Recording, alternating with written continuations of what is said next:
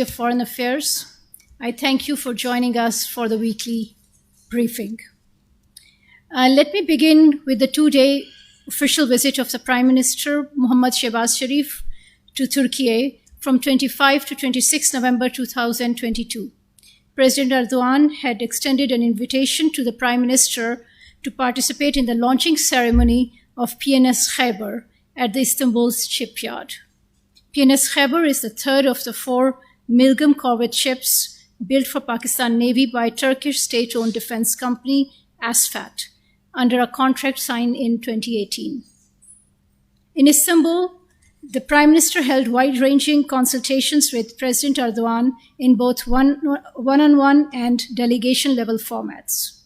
The Prime Minister conveyed deepest condolences of Pakistan over the terrorist bomb attack on Istiklal Street in Istanbul on 13th November 2022. Bilateral relations, the regional situation, and other issues of mutual interest were discussed at length.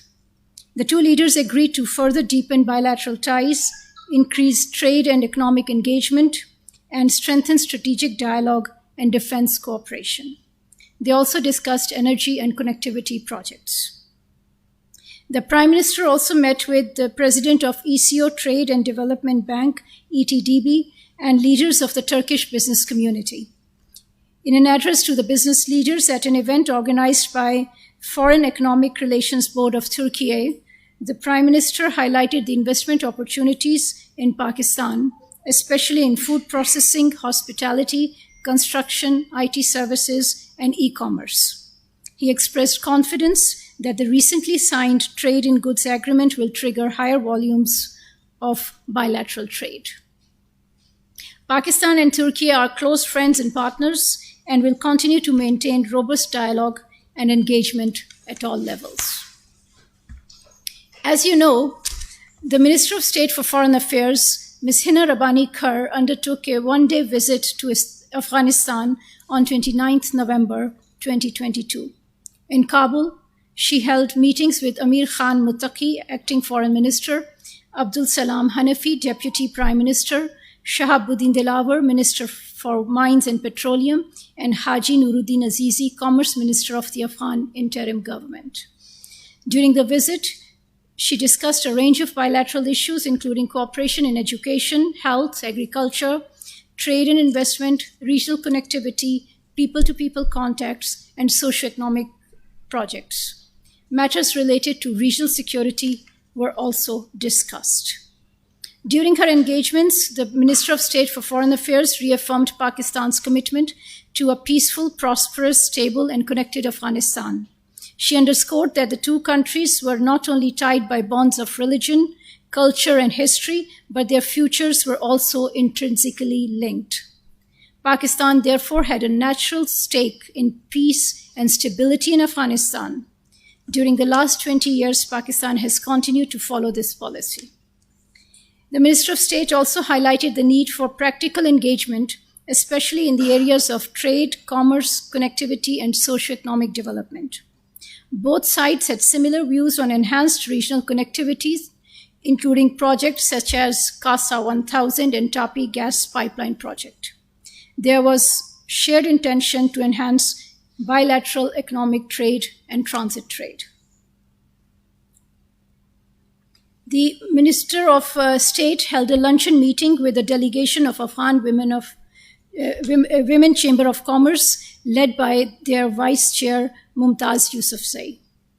Acknowledging the important role being played by women in the economic development of Afghanistan, the Minister of State encouraged further strengthening of bonds between the enterprises of Pakistan and Afghanistan. She also assured the women enterprises of Pakistan's willingness to facilitate women-led businesses exporting items to Pakistan. Pakistan will also facilitate Afghanistan in access to healthcare and facilitate those coming to Pakistan for medical treatment. This week's visit of the Minister of State to Kabul was meant to convey the importance that Pakistan accords to its long-standing fraternal ties with Afghanistan.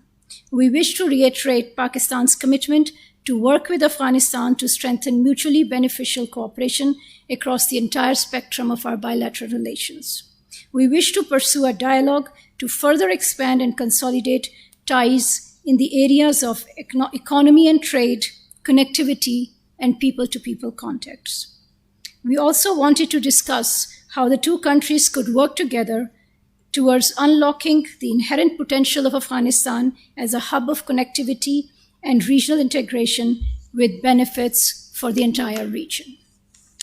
From Pakistan's perspective, the visit carried great significance. This was the first high-level political visit from Pakistan in the last several months and a tangible manifestation of our intention to continue our engagement with Afghanistan and to discuss all issues of concern to Pakistan.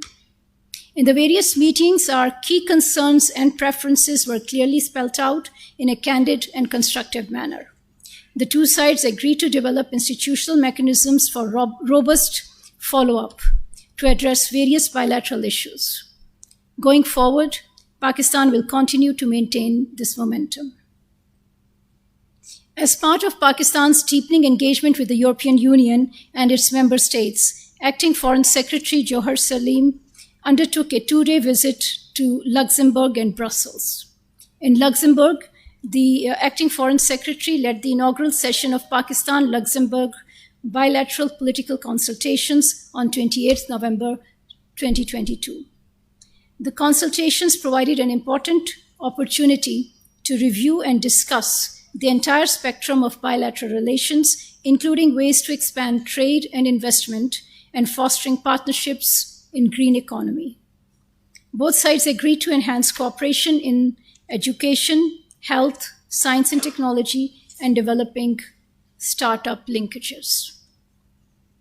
On 29th November, the Acting Foreign Secretary co-chaired the 8th round of Pakistan-European Union political dialogue in Brussels. In the dialogue, a wide range of issues were discussed. The two sides agreed to intensify engagement and dialogue to promote political ties and trade and investment relations. GSP+, migration issues, education, and climate change were discussed. Issues of regional and global importance also came under discussion. We see the political dialogue with the European Union as a key institutional mechanism to foster dialogue and cooperation to strengthen our multifaceted ties in all areas of mutual interest. You may have seen a statement released by the Prime Minister of Pakistan on the International Day of Solidarity with the Palestinian people. The Palestinian people have suffered under illegal Israeli occupation for over 7 decades. In his statement, the Prime Minister reiterated Pakistan's unwavering support to the people of Palestine. Pakistan continues to support a two-state solution of the Palestinian issue as enshrined in the relevant UN resolutions. We reiterate our call for the establishment of a viable, independent, and contiguous state of Palestine on the basis of internationally agreed parameters of the pre-1967 borders with Al-Quds al-Sharif as its capital. The recent statement by former Chief Minister of Gujarat, Shakar Singh Waghela, and Amit Shah, India's Home Minister, have confirmed BJP leadership's direct involvement in anti-Muslim violence during the horrific Gujarat riots of 2002 that led to the massacre of over 2,000 Muslims.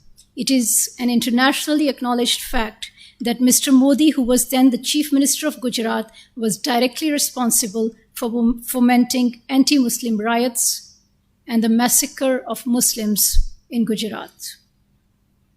In 2002, this massacre was perpetrated by BJP for political gains.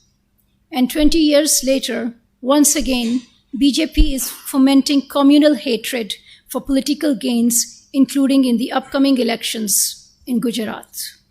India must end the ongoing incitement to communal violence and constitute an independent commission of inquiry to bring to justice the culprits of the horrific Godhra incident and the Gujarat riots.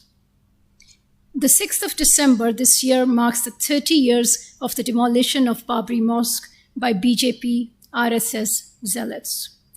It serves as a reminder that space has become restricted for minorities in India. Pakistan is also seriously concerned over the decision this week by Indian National Investigation Agency's Delhi court to award life imprisonment to 5 innocent Kashmiri youth in a fabricated case. These young Kashmiris were denied justice because of their Kashmiri background. This case, like countless others, is reflective of India's continued campaign to suppress the voice of Kashmiris and to deny them their rights. In IIOJK, the Modi regime is continuing to pursue the Hindutva agenda of RSS and disempowering Kashmiris by turning them into a minority in their own land. In its latest move, it has added over 700,000 new votes in the electoral rolls. Majority of these so-called new voters are non-Kashmiris and retired personnel of Indian forces. The move is aimed at advancing electoral prospects of Bharatiya Janata Party in IIOJK and a clear violation of the 4th Geneva Conventions that assign special responsibilities to the occupying power. We call upon India to end its gross and systematic violation of human rights in IIOJK, revoke its illegal and unilateral actions of 5 August 2019, and free all political prisoners, including the true Kashmiri leaders. I conclude my written remarks here and then open the floor for your questions. Yes, please.